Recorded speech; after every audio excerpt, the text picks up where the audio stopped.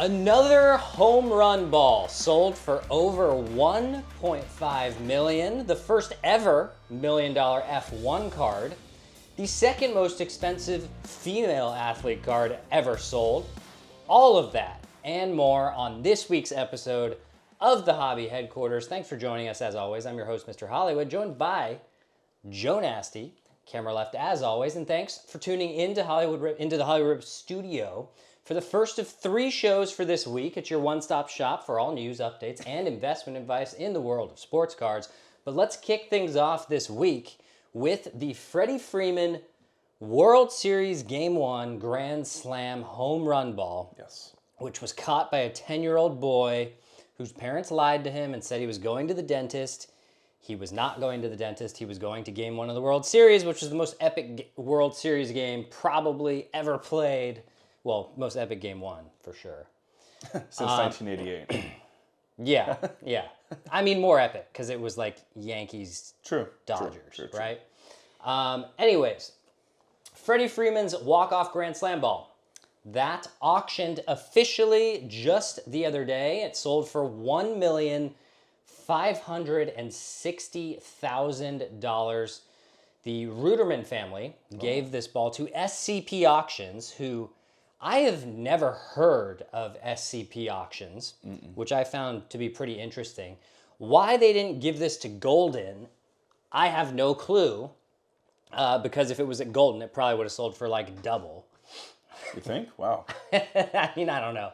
I have no idea. Just Golden sells everything. Maybe they got beef with Ken Golden. Golden just sells everything for ridiculous prices. But they said they're going to use the funds to pay for the kids' college or education expenses. That's nice.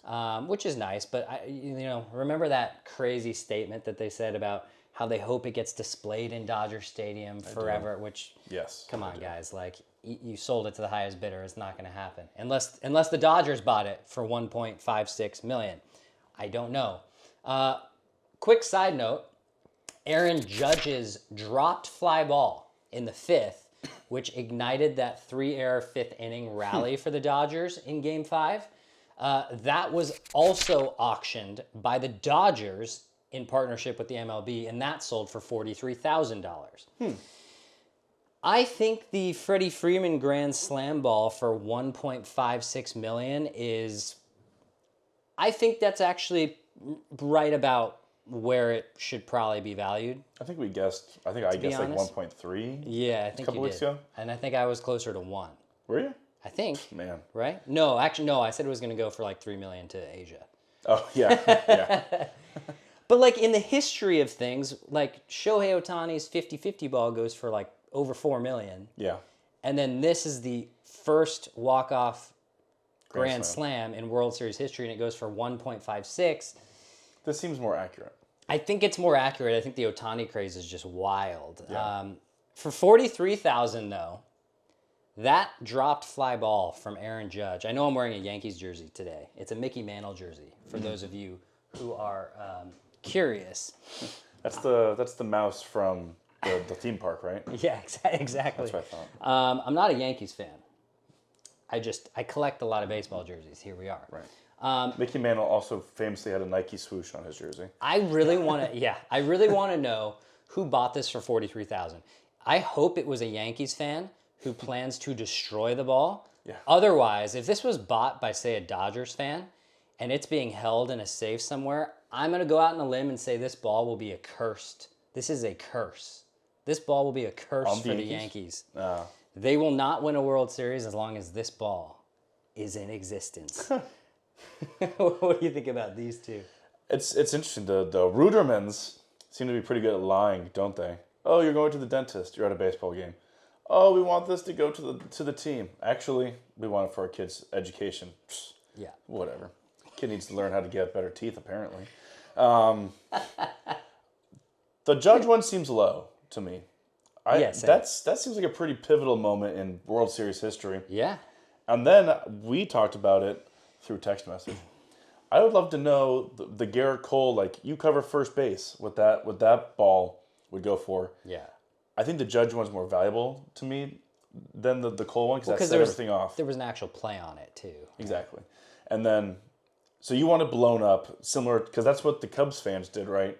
For the Steve Bartman ball. Right. It turned into like a big explosion of threads. Right, So, right. yeah, I think you're right. The Yankees do probably need to burn that. They need to find this ball and they need to buy it. Throw it into the super clean waters of the Hudson River. Yeah. Yeah, I really think so. Moving to hobby topic number 2.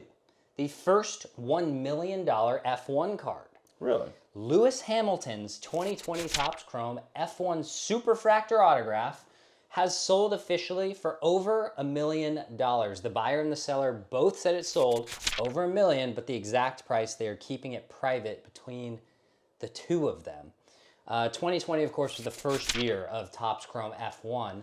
F1 has become a very expensive set, Right. a very lucrative set, a very expensive and high revenue earning sport in recent years. Obviously, Drive to Survive, that documentary on Netflix, helped push it forward quite a bit, I think.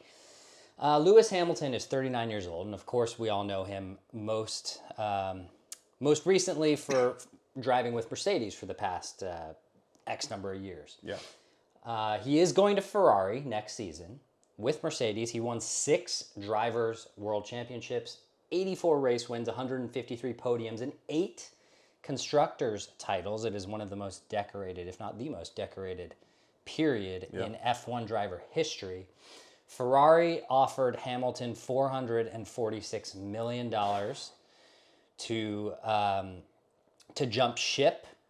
$87 million in 2025 with an option to extend for 2026, while Ferrari is also investing in funding Mission 44, Lewis Hamilton's charitable foundation. At 39 years old, apparently it was an offer that Mercedes was unwilling to match as Lewis continues to get older and Mercedes has younger, talented drivers that they want to give a shot. Right. I think it's great that an F1 card does over $1 million. Yeah. I think it's interesting that obviously this isn't a rookie card, but because this is the first year of Topps Chrome, Lewis Hamilton made his debut long, long ago. For McLaren, right? For McLaren, yeah, I think so. But in general, I think it's good to see. I think it's good to see F1 have a sale like this, and really no better athlete from the sport to represent it than Lewis Hamilton. Yeah, Louis a goat. I mean, for all the pomp and circumstance and for all of the, let's just say, the cash that gets thrown around, F1 is known as a pretty audacious sport. Like, it's not something where people pinch pennies in any regards around it. Right. So I'm kind of surprised that this is the first ever 1 million card in F1 history. But if there's going to be one, kind of feels like the right guy to be the card. He's a legend. Yeah, I wonder if the Verstappen 2020 autograph would go for $1 million. Maybe. I wonder. Is that the one where they beat each other out? Or like where they were racing all year? I think that was 21, right? That was 21. Yeah.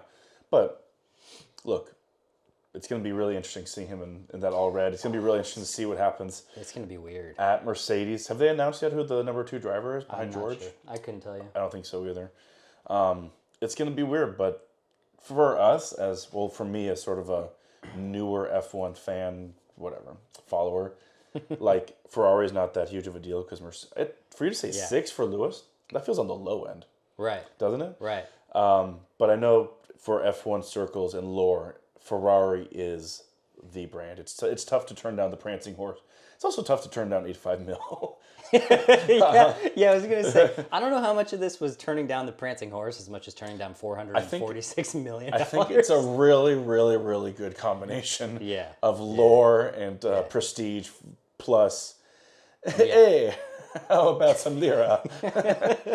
I also read that they gave Lewis Hamilton the keys to Enzo Ferrari's house. No, they're not. In Italy, and he can use it and stay there whenever he wants. They did the same thing apparently for Michael Schumacher. They're the only two drivers that have ever gotten that treatment from Ferrari. Well, those are the two greats. Yeah, exactly. So moving to hobby topic number 3, not really a great yet, a college great. Caitlin Clark had a record breaker this week. Her 2024 Select WNBA Gold Vinyl 1/1 autograph in a dual PSA 1010 sold for $234,850 on golden.com. Oh, Shocker. not SCP? No, not SCP. It is the second most expensive female athlete card ever sold, behind a 2003 Serena Williams Net Pro dual game used relic autograph, which was graded, I think, a PSA 810. Huh. That card, which wasn't even a superfractor, Was it from like a Grand Slam also? the game worn stuff, I have no idea. Oh. I really don't know.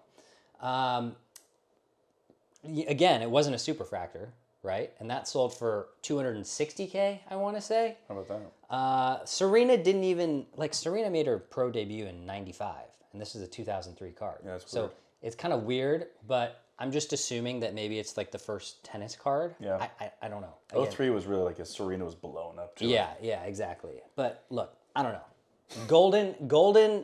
Golden finds a way to sell these for just inexplicable prices. Sure. Caitlin Clark's rookie year in the WNBA, 19.2 points a game, 5.7 rebounds, 8.4 assists on just 41% shooting. She shot 34% from downtown. Honestly, the stats leave something to be desired. It didn't help that she was getting knocked down by literally everyone. But she got up again. But she did. You're never going to bring me down. I think it's good that we continue to see all the other sports that aren't football, that aren't the NFL, that aren't the NBA, and that aren't the MLB continue to have record-setting cards. Sure. Similar to the F1 card we just talked about. Mm-hmm. So while I think this is very cool, there's no chance in heck I would have paid $200 and something thousand for this, even if I had that amount that was available. I mean, Caitlin Clark is obviously an unbelievable player who has kind of pushed the WNBA into the stratosphere compared to what it was just even a year ago. At least on its way to the stratosphere. On its way, yeah. But from the numbers perspective, Caitlin Clark really wasn't all that efficient, to be honest with you, in her rookie year. And so I like that it sold. I like that it got a lot, but I wouldn't be buying it. No, well, neither would I, but I also don't. I have a pretty limited interest in the WNBA. But to her numbers, if I remember correctly, and I was going to pull it up real quickly, but it is what it is. I believe she started off really slow, as it is, and I think she picked it up as the year went on, because there was actually a pretty steady debate about who is the actual rookie of the year between her and Angel Reese. Midway through the year, this just sort of took off. Yeah. Not only that, the Fever were not a great team, also judging by the fact that they had the number 1 overall pick to pick her. I mean, neither were the Sky. No, the Sky were terrible. But the Fever started slow, and then they made the playoffs, partially dragged there by their rookie phenom. It's true. So I think she grew into it. You're right. She also got bullied physically. She figured out a lot of things, and yeah, here we are. So I think the numbers don't necessarily show the growth that she had. Yeah. But look, her value is also not necessarily on the court at the moment. Yeah, that's true. I mean, I would still take Caitlin Clark over Angel Reese. We talked about that last So week. would you take her over Brianna Stewart? No. No, because one's a veteran who's really good. No. Yeah, exactly. Moving to the next hobby story of the week, the debut patches that have been pulled. Oh. Jackson Holiday, Jackson Churio, and Wyatt Langford.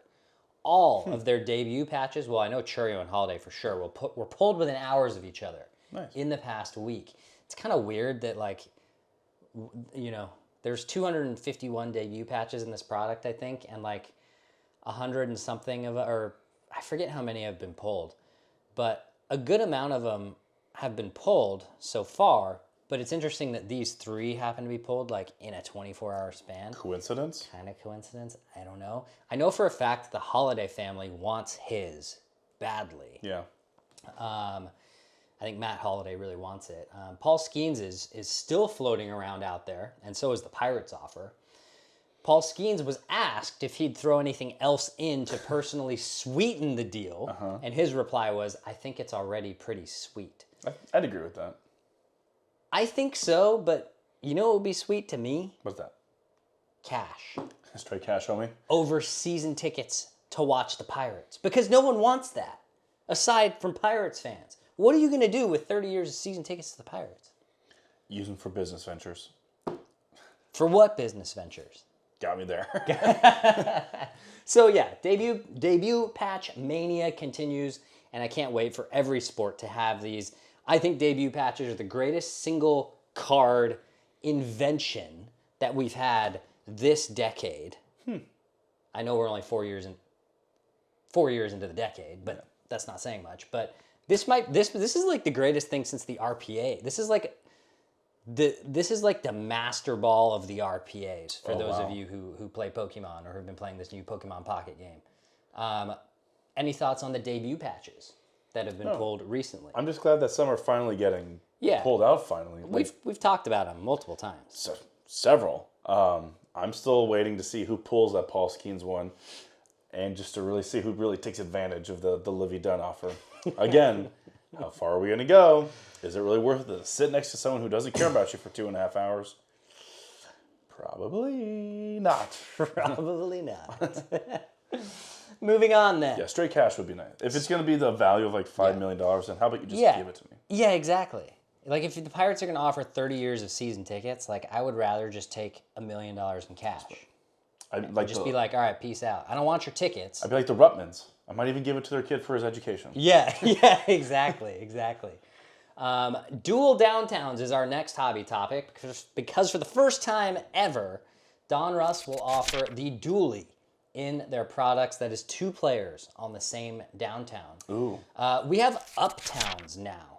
Also, by the way, before you know it, we'll have midtowns, east sides, west sides, northwest side, southeast side. I don't know at this point. Art district side. Yeah, art district for the LA ones. Yeah. Right. We'll have like Venice Beach side, Skid Row side. Honestly, like I don't like downtowns anymore to begin with. Like they cheapened it already by doing the gigantic, oversized ones that we've talked about. Yes. And the backgrounds. The artwork in the background now is horrible on almost all of these cards. Furthermore, a dual card is usually worth less than like a singular player. Sure. Because what if one player on that card ends up being horrible? Yeah. Right? That makes sense. So I could care less about this. What it is they're just watering it down even more because they have to keep up with demand because people actually... Supply does not exceed the demand, right? So in this case, you're watering it down, but it's actually making the odds, in a lot of cases, worse as the collectibles market continues to be a worse and worse value for those that are buying and opening boxes. This further supports the argument of buying singles over buying boxes. Dual downtowns? No. Doesn't save it. No. I agree. Okay. Is that it? Yeah. Okay. Moving on. But you're 100% right. Like you could have 2 incoming, like going into your superstars, and then one breaks his tibia. Yeah, and then So what? And then, like you said, for me, the joy of these cards is the potential of the artwork, which have left a lot to be desired. Which is crappy now, too. Yeah, so, Yeah. no. So moving to next hobby topic, Juan Soto, of course, signed with the Mets, and Topps Now released their first Juan Soto signing with the Mets card. I think one of his numbered orange ones, numbered to 5, I want to say, Soto inscribed it, "My first Mets autograph," or something. That's cute. But again... Did he do it from the suite they promised him? Yeah, probably. Probably. Who cares? Because Topps Now is the worst value in all of sports cards. For $12.99 a card, or for $11.99 a card, $12 a card. I thought you meant the Soto deal. I think it's $12 a card, $13. I forget. I always forget if it's $12 or $13 a card to virtually guarantee you that you have no chance of pulling whatever Topps Now card that you're buying. By the way, I don't know if you saw this graphic, but Juan Soto, of course, made $765 million in free agency so far, which can escalate to over $800 million. Nice. The rest of the marquee field combined, including Snell, Adames, Severino, Conforto, Clay Holmes, Shane Bieber, Michael Wacha, Tyler O'Neill, Yusei Kikuchi, etc., $738.5 million. So you build a whole team with his contract. Yeah. And it's been revealed that the Mets have front-loaded this contract, and they're going to pay Soto $122 million in 2025 alone. Really? $305 million over the first 5 seasons, which perfectly coincides with his player opt-out. Right. So you know he's opting out after getting more than half of this deal already in the first 5 years. Because he'll be 30 at that time. Yeah, right? which is 30, which means he'll probably sign another mega deal at 30. So Soto, I think, will opt out of this at 30, having stolen, $400 million from the Mets over 4 years. And then he will opt out and sign another $800 million deal. I don't know. He's going to count $51 million to the payroll. Talk about yikes. And this kind of segues into Topps How. Actually, the best value. Yeah, exactly. We talked about the worst value, Topps Now. The best value is Jonas's creation, Topps How. What can I say? The burden of greatness is so difficult. Not where we talk about the greatest things that happen in the world of sports, but the worst things that happen in the world of sports. So we haven't done this for a while, and we're going to do a Topps How segment on Steve Cohen, who responsibly signed Juan Soto to a $800+ million contract potentially. Yeah. And is going to let him walk after 5 years, where he's going to give the Mets the middle finger, and then he's going to sign with someone else for whoever gives him the most money again. Or he'll get hurt and he'll just be on the hook for the rest of it. Yeah, exactly.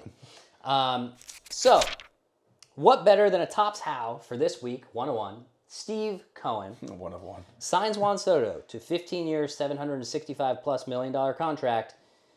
Quote, if I just keep throwing money at it, it'll work eventually, right? Signed Stephen Cohen. This is kind of how I feel like Stephen Cohen is running the Mets. Sure.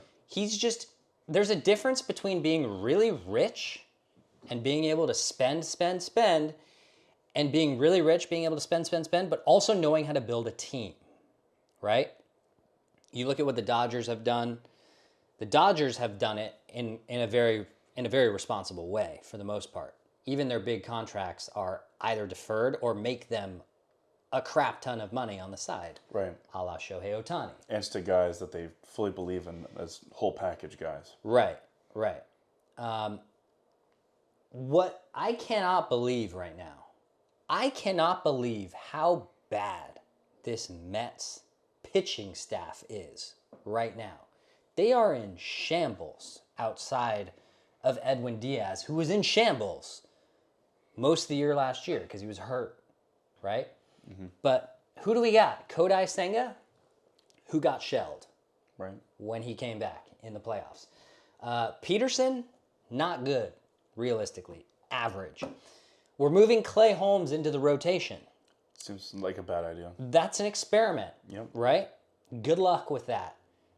Paul Blackburn, average. Frankie Montas, he cheated, and he's still average. Right. Their bullpen arms outside of Diaz, nothing. Meanwhile, the Yankees have gone out and replaced Juan Soto with Max Fried and Devin Williams so far. Mm-hmm. If they poach Pete Alonso or get Christian Walker, in my opinion, the Yankees have dodged a major bullet. And they have severely defeated the Mets in terms of off-season additions. If we're talking Mets, currently, their batting order, I don't trust Mark Vientos.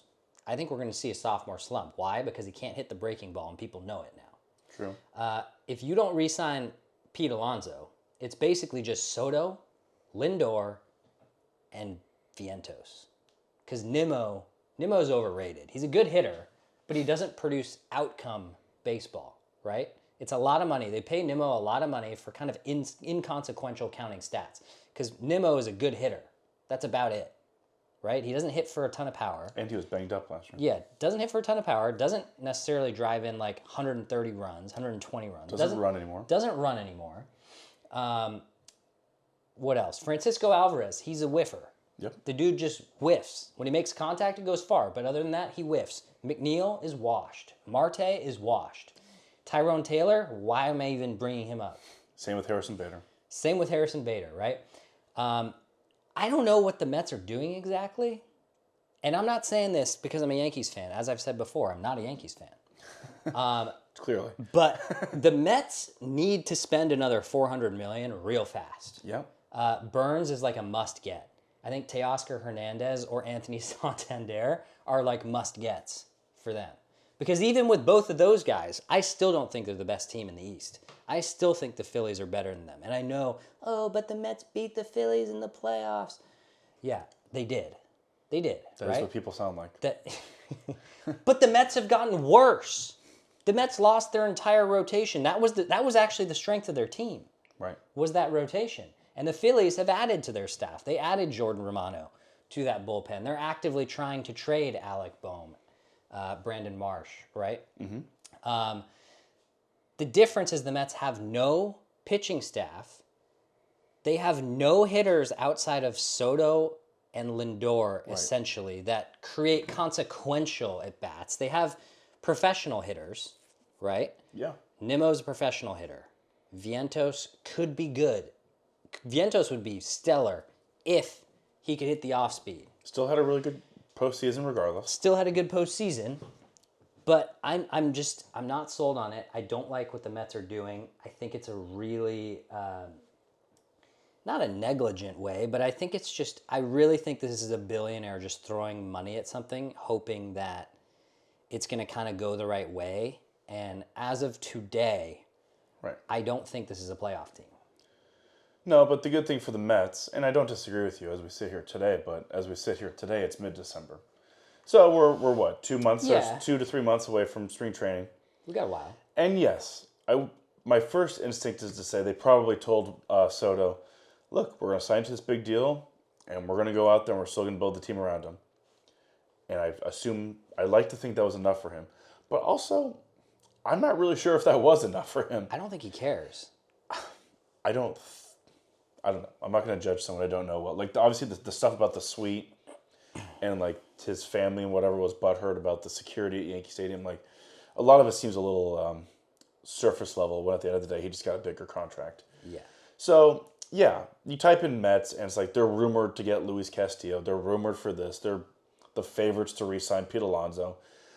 Bringing back Alonso doesn't really put them over the top for me either, which we'll talk about later this week. But we talked about it, I think, last week. He goes from having an unbelievable dynamic duo with Aaron Judge next to Juan Soto to, I mean, you're downgrading. Yeah. Francisco Lindor had a very, very good year. But he's not Aaron Judge. He's not Aaron Judge. And the very, very good year he had was an extraterrestrial, like the year that Aaron Judge has had.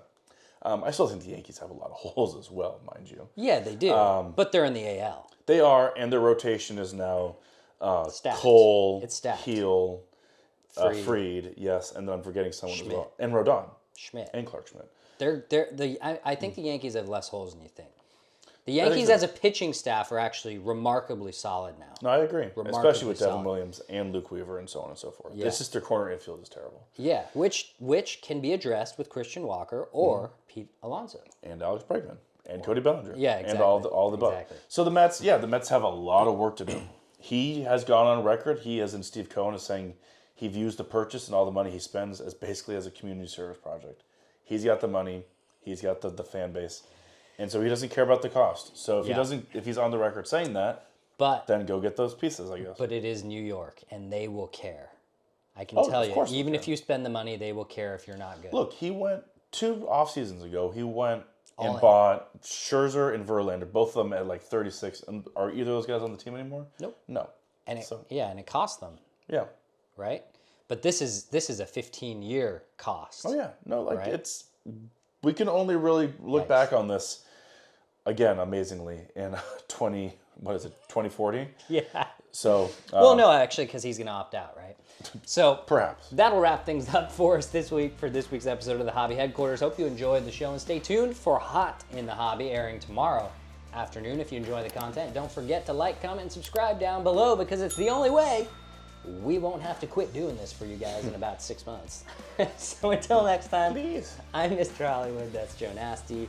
Lights